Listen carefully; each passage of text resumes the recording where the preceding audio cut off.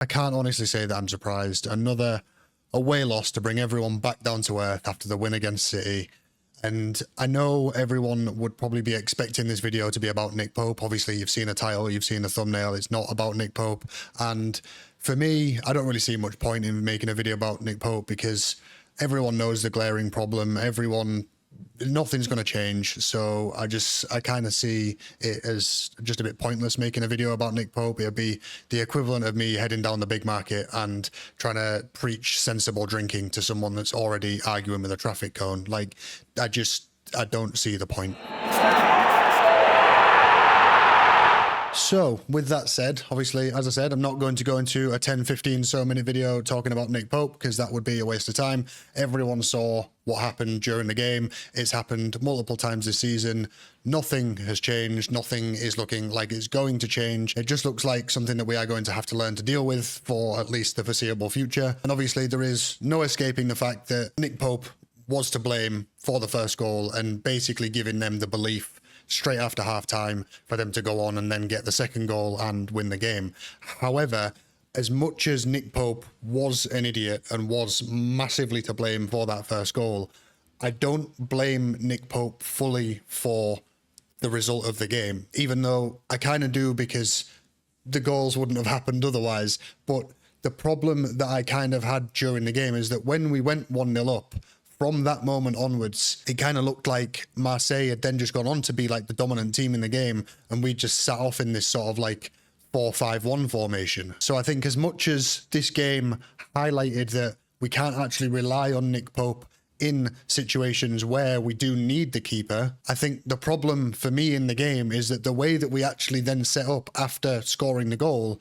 was a setup that was always, I think, inevitably going to lose the game. And I think at least short term, we would be able to get away with having Nick Pope in goal if we didn't just sit in a 4-5-1 as soon as we score a goal. Because I remember thinking for the like sort of 5 or 10 minutes after we'd scored the goal, I remember thinking, why have we kind of resorted to this? Because if we keep on doing this, they're going to score. We're going to lose this game. So what I'm kind of saying is as much as Nick Pope was to blame for the first goal, and I'm sure he's well aware of that, I think that we could have won that game if we'd have set up correctly after the first goal. We could have got through that game without kind of the worry of Nick Pope doing what Nick Pope does. Like, that was the type of game that we could have navigated through and not let Nick Pope make Nick Pope decisions. So yeah, I'm not going to try and analyze Nick Pope's decision making or just that moment alone because I don't know. I don't know why he did it. I can't tell you. So what I think would be a much better use of my time is looking at how I think the setup could have been different. And what I essentially think is that from the moment we scored the first goal, there was no outlet because Voltemada wasn't playing. So there was no, the striker, we used Gordon as a striker. There was no, every single time we got the ball, there was no way to get the ball out of the defense. So it just meant that they were constantly attacking. And at halftime, I noticed that, like, I had a look at the other games, the other Champions League games that were going on, and I noticed that Pep Guardiola made 3 substitutions at halftime, right? Now, that's something that very rarely you see Eddie Howe do. And I'm not saying he's never done it, but what was frustrating to me is that I could see that we weren't going to go on to win that game. Obviously, I couldn't see that Nick Pope was going to do something like that, although, to be fair, I should probably have been able to see that because there'd been plenty of evidence of it. I could see that the way that we were playing, we were inviting way too much pressure. I could see that things were only going to go downhill from the way that we'd set up after the goal. So for me, what's frustrating is when Pep Guardiola is making 3 substitutions at halftime and being, I want to say, somewhat proactive. They were losing, but still somewhat proactive in the sense of not waiting until the 65th minute. So for me, like, what I kind of want to see is I want to see Eddie Howe making decisions based off of what he's seeing on the pitch, not just reacting to going behind, not just like making substitutions in the 65th or 70th minute. And the worst thing of all was he made a few substitutions, but still didn't bring Voltemada on. He brought Voltemada on for like the last 15 minutes. And in that last 15 minutes was the best sort of 15 minutes we looked towards the end of the game. Like, we actually started to break out of the press again and start to control possession of the ball again for the last 15 minutes, because that was the glaring problem from basically as soon as we scored the goal. Because the real problem here is that Anthony Gordon is not a striker, and he offers absolutely no outlet when he's playing striker. So that's why, obviously, as you've seen from the title and the thumbnail, that's why this video is about Anthony Gordon. And it's probably a bit of an unfair time to criticize Anthony Gordon because he is playing out of position. So, like, I'm not... The purpose of this video isn't to criticize Anthony Gordon off the back of that game. It's more that he's done some kind of, like, reverse Jacob Murphy, and it needs to be studied. Anthony Gordon's downturn in form from 2 years ago needs to be studied. So that's what I'm doing. I'm studying it. The idea behind this is that, obviously, I just want to be able to provide you some kind of value with the video because, as I said, me just talking about Nick Pope for 15 minutes, and I don't think I could talk about Nick Pope's decision for 15 minutes other than it was mental. So yeah, I've tried to offer a bit of value. So if you like that kind of value being added to the conversation, if you like kind of Newcastle content that sort of hopefully offers a bit of a different perspective, then make sure to like, subscribe, hit the bell, the hype button. I think that's a new thing. So because it's a new thing, YouTube are probably pushing it quite hard. So if you hit the hype button, that probably helps me quite a lot. So yeah, if you can do all that stuff that helps the channel out, obviously it's massively appreciated by me. But for now, let's just get into the video and have a look at just how far Anthony Gordon has fallen off in 2 years. Let's really analyze the reverse Jacob Murphying of Anthony Gordon. So all the data that I've found, I've done it as like per 90 stats, because obviously we're only like 12 games into this season. So if I were to compare a full season to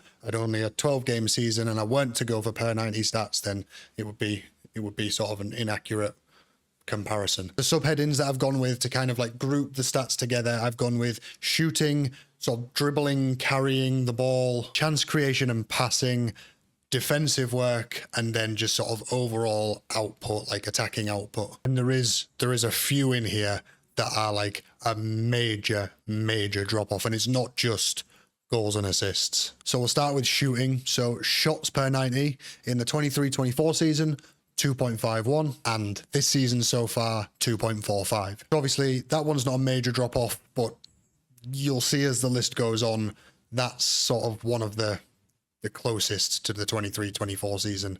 As it goes on, it gets worse. So we're going to shots on target per 90. 23-24 season, we got 0.87. And then the 24-25 season, we got 0.71. Again, not a major drop off, probably about sort of relative to the less shots that he had in the stat before. And then after shooting, we will move on to sort of dribbling, carrying. So the only really kind of relevant stat that I've got for this is progressive carries per 90. In the 23-24 season, we have 4.47. In the 25-26 season, we have 4.12. So again, not a major drop off there, but it is still downhill. There isn't, I'm going to spoil a bit of the video here for you. There isn't a single one that goes upwards. There isn't a single improvement on any of the statistics. And as I said, there are some that are a major drop off. And one in particular, matter of fact, is the next one. I'll tell you, is the next one. This one in particular is very important for a winger. So we'll move on to that one, and it falls under the heading of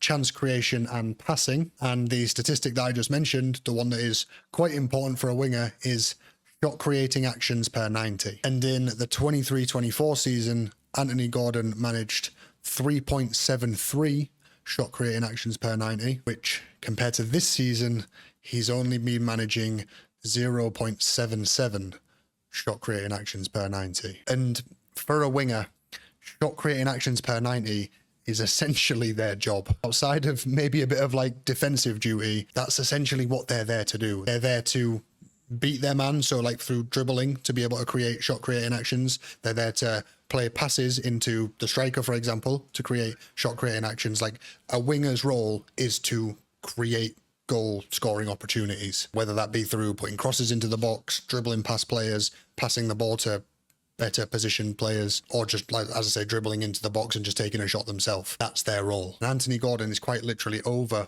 400% worse at it than he was in the 23-24 season. Now, there is a bit of context here. You could argue potentially that it's due to positioning, because we are quite often playing more in this like 4-5-1 when we're going, ahead in games, and, maybe he's had to play a bit further back across the field. And the statistics I'm going to go into now, like after that statistic, the statistics that I'm going to look in further on the chance creation tab, they're going to sort of give you a better picture to a certain extent.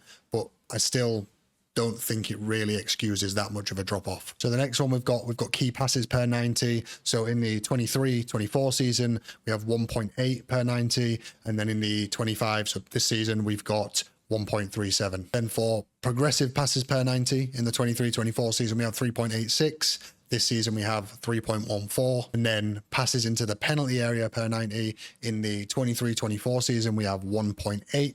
And this season we have 0.78. So to summarize so far, because these are kind of like the main things that you look for from a winger outside of obviously defensive contributions and then the kind of output of this. So these are the kind of things that you would look for before looking at their actual goals and assists. And as I said, defensive things on the side, which both of them I will look into in a second. But just to summarize so far, we have less shots per 90, less shots on target per 90. We have less progressive carries per 90. We have significantly less shot creating actions per 90. We also have less key passes per 90, less progressive passes per 90, and also quite significantly worse passes into the penalty area per 90. And when I was doing this, I also saw a number of other stats that I couldn't quite get like perfectly accurate numbers on, so I didn't want to include them in the video, but I got sort of rough numbers, and he was significantly lower on things like crosses into the penalty area per 90, dribbles into the penalty area per 90.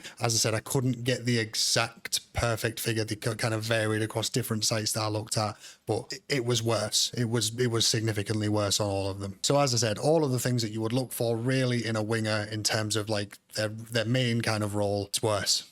Significantly worse. I kind of don't really like making this video to a certain extent because Gordon is a player that I really like. He's my girlfriend's favorite player. She loves him, but also like he's someone that has always kind of worked really hard. Like he's always been kind of like a casing example of someone who will chase down the ball. You know, there's been so many great examples of Anthony Gordon just giving everything on the pitch.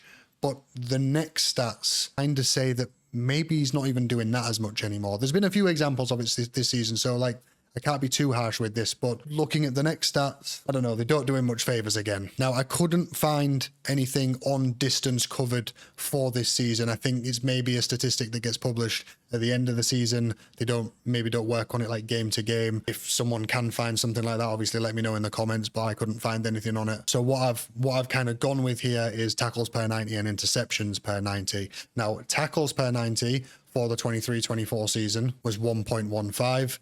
And for this season, it's 0.19, which is obviously a significant drop-off, which maybe there's an explanation for that outside of work rate. But if you are making over 500% less tackles per 90, it sort of says that you're not doing as much defending, or at least not trying as hard defensively as you maybe had in the past. And then interceptions per 90, 23-24 season was 0.19. This season is just 0. He hasn't made an interception yet this season. Obviously, it's not a major drop-off.